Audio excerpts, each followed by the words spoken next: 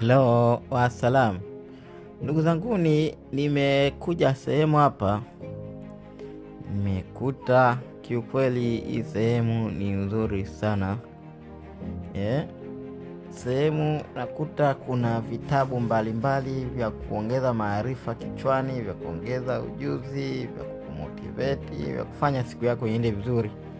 Lakini cha kushangaza, watu wengi sana waliopo sehemu hii, sioni mtu hata mmoja akijishughulisha na vitabu hivi, bali wengi wao kila mtu anajishughulisha na simu.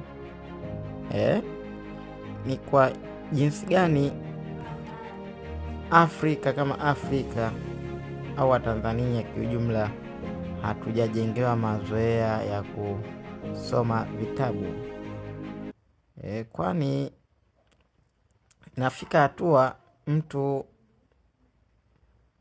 anashindwa hata kuwa na elimu ya utambuzi kutokana na kushindwa kusoma vitabu. Kwa hiyo tujenge mazoea ya kujisomea vitabu katika masehemu mbalimbali.